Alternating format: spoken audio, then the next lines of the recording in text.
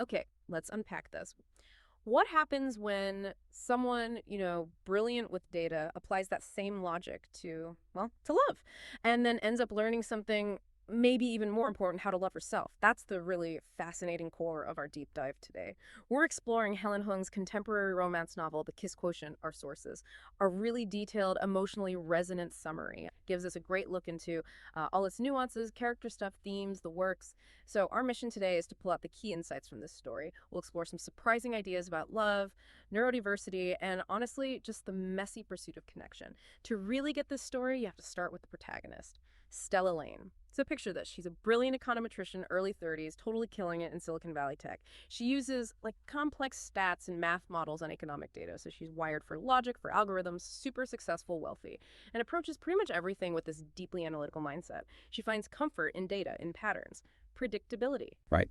But, you know, despite all that outward success, that sharp intellect, Stella has this significant internal struggle, especially with social interactions. She finds them really hard to navigate, often misses cues, and physical touch. For her, that could be genuinely overwhelming, sometimes even painful. And the novel handles this so carefully, so realistically, because Stella is on the autism spectrum, specifically diagnosed with Asperger syndrome, which often means challenges with social communication, maybe repetitive behaviors, heightened senses. And this isn't just a detail, right?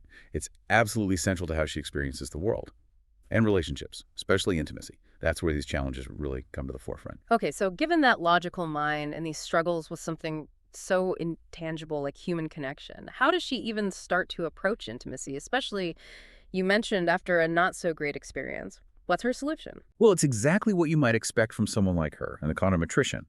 After that awkward encounter, Stella, in her very logical way, reaches this bold conclusion, almost businesslike. She thinks, okay, if I can learn complex algorithms, if I can master skills through practice and data, why not sex and relationships? So her solution is literally to treat intimacy like a skill, something to practice, to improve upon, a problem to solve with a structured analytical process. Wow, trying to algorithm-vilify the human heart, that's Yeah. ambitious. So she actually does it, puts this plan into action. She decides to hire a male escort. But it's not about emotion for her initially. It's like Yeah. professional development. Exactly. It's a series of structured lessons. That's how she sees it. Designed to teach her about intimacy, practice the physical side, get more comfortable with touch. It's purely pragmatic for her. A highly unusual approach, maybe, but logical in her framework. And that's where Michael Phan comes in. He's Vietnamese Swedish, a tailor by day, super skilled with his hands. But he works as an escort, mostly out of necessity. Family responsibility, financial pressure. The source material really paints him as charming, incredibly kind, and patient, which obviously become crucial qualities with Stella. Right, given her sensitivities. Exactly. And he's initially very clear about his boundaries. He sees it purely as business. He's hesitant about, any emotional entanglement with clients, which just adds another layer of complexity, doesn't it? Okay, and this is where it gets really interesting because this setup, this logical transaction, it starts to morph, right? Yeah. It shows how human connection just doesn't stick to the rules, even logical ones. It absolutely does. What starts as this purely business thing, this teaching arrangement, it evolves pretty quickly into something much, much deeper, more than either of them bargained for. It's a classic romance setup in a way, but that neurodivergent perspective from Stella makes it feel totally fresh. Yeah, and what's fascinating is Michael's reaction, his surprise. He may be expected just a client with specific needs, but he's immediately struck by how real Stella is. Her sincerity, her vulnerability. There's this underlying strength beneath the awkwardness and logic. And what about Stella's transformation? That must be huge. Oh, it's profound. And really moving to read about. She starts out terrified of touch, physically recoiling sometimes. But through her time with Michael, who is so patient, so gentle, so respectful, she actually starts to crave his touch. Oh. Yeah. And it's a totally new feeling for her. Confusing even. She doesn't really have a framework for these intense new emotions bubbling up. Their connection deepens way beyond the physical lessons. They start, spending real time together, sharing meals, talking about their lives. Meeting families even. Meeting families, exactly. Which really blurs those initial professional lines. But it's not all smooth sailing, I imagine. Even with this connection growing, the summary mentions tension building, but from within, from their insecurities. That's right. It's not really external drama, it's their own internal battles. Despite the love growing between them, both Stella and Michael carry, significant emotional baggage, a sense of unworthiness, Michael, for example, he's hiding this deep shame. He gave up his dream, becoming a fashion designer, to care for his sick mother. And he feels incredibly unworthy because of his job as an escort. He feels like he's not good enough for her. Exactly. He struggles with that idea. Like, his life choices make him fundamentally unacceptable for a real loving relationship. And at the same time, Stella is convinced she's fundamentally flawed. She sees her autism not just as a difference, but as this huge burden, something that makes her incapable of being truly loved, in a normal way. That's heartbreaking. It is.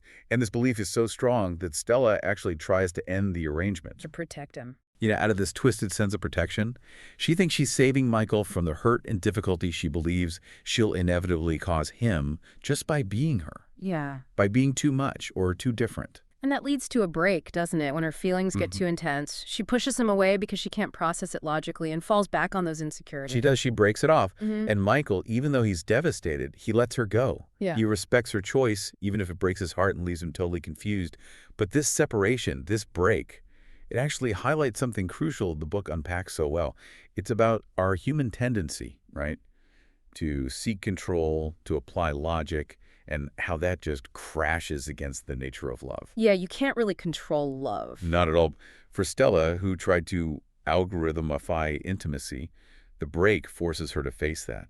True connection isn't about predictable outcomes. It's not a series of steps. It's about vulnerability. It's about embracing the messiness. So this reflection period for both of them really hammers home that love isn't logical. It's messy. It's unpredictable. But, as the source says, it's worth fighting for. It really makes you question, can logic truly guide the heart? Or do you just have to surrender at some point? The book powerfully suggests it's the latter. It's this constant process of adaptation and choice and courage, really. Okay, but they do get back together. Please tell me they do. Yes, thankfully. After that painful but needed self-reflection, they reunite. And it's such a powerful healing moment. Michael tells Stella point blank, "You are not broken. You're not difficult." He truly sees her, appreciates her uniqueness, her brilliance, her authenticity. And Stella, does she see him? She does. She tells him he's not defined by his past or his job. It's this incredible mutual acceptance. They both start peeling back those layers of shame and insecurity they've carried for so long. Exactly. And through all this, they learn to accept love differently. Not as, chasing perfection or finding someone flawless, but as a partnership built on patience, trust, and compassion.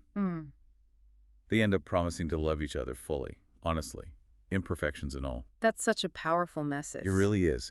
True connection isn't about ignoring flaws. It's about seeing and accepting the whole person, celebrating what makes them unique, not trying to fix it, finding strength in that vulnerability, that mutual understanding.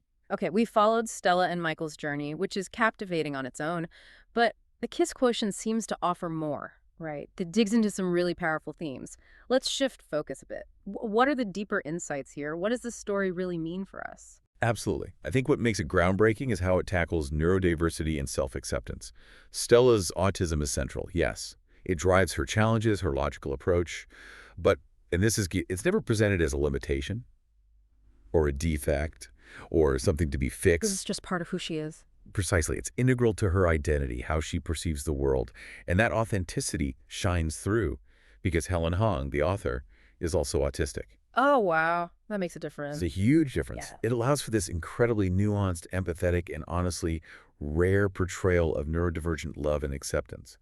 It actively pushes back against misconceptions about autism. It shows that romance, intimacy, deep emotional connection, they're absolutely possible. It dismantles those harmful stereotypes about being unfeeling or unable to form bonds. And then there's this really vital theme of healing through love. Both Stella and Michael, they carry these deep emotional wounds from their past, their self-worth issues.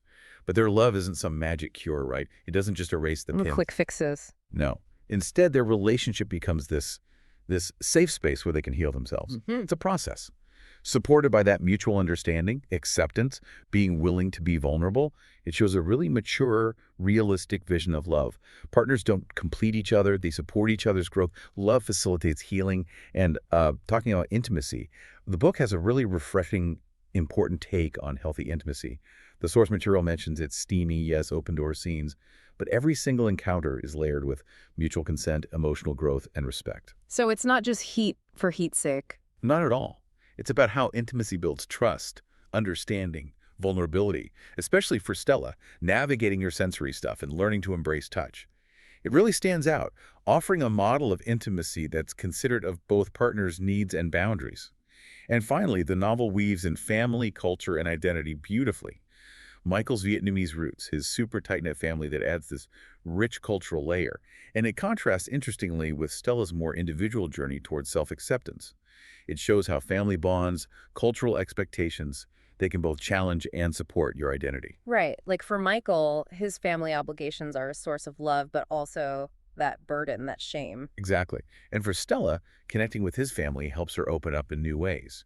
It just adds depth, showing how identity is shaped by heritage and community too, not just individual traits. It's amazing how these things are woven in, and you mentioned the author's background. How does the actual writing style amplify these messages? Oh, the style is crucial. The source points out it's told in dual POV, dual point of view. So you get inside both their heads. Exactly. Which is key. You understand Stella's internal logical world from her perspective and Michael's compassionate, more emotionally driven world from his. That dual view makes their journey of acceptance so much more resonant. The writing itself is described as fast-paced, emotionally rich, and warm. It balances humor, real tension, and that heartwarming romance. Sounds like a great read. It really is. It allows for that slow burn with real stakes. The emotional payoff feels earned because you've been right there with them in their struggles. Highly recommended if you want something diverse and inclusive with emotionally intelligent characters. And yeah, steamy but sensitive, it pushes boundaries for contemporary romance. Just quickly before we wrap up, it's good to mention the content warnings from the source material. Just for a complete picture, it discusses sex work handled respectfully as a necessity for Michael. There's adult sexual content, those open door scenes, but again, consent and emotional growth are central. And it touches on mental health struggles, family illness, and that deep internalized shame both characters grapple with. So complex topics handled with care. Yes, exactly. Sensitivity is key throughout. So wrapping this up, the core message of the Kiss Quotient seems to be so much more than just a rom-com. It's about learning to let someone love you, truly love you, without having to change who you are. And maybe even more. Learning to love yourself, flaws and all. It sounds sexy, smart, and incredibly sweet. A real blueprint for authentic connection. Absolutely. And the ultimate takeaway, I think, what the Kiss Quotient really teaches us, is that love isn't some perfect equation you can solve. It's trial and error. It's vulnerability. It's choice. It really challenges us, doesn't it? To rethink conventional romance ideas. It suggests love isn't finding a perfect match or someone to fix you. But someone who accepts your whole self, imperfections included. Exactly. It helps you accept them too. This story, it's quietly but powerfully breaking boundaries in modern romance. It normalizes neurodivergent experiences, showcases diverse relationships, and it leaves you thinking, how often do we try to apply logic to the heart, to figure it out? And what could we gain if we just let go of that control sometimes and embraced the beautiful, messy unpredictability of real connection?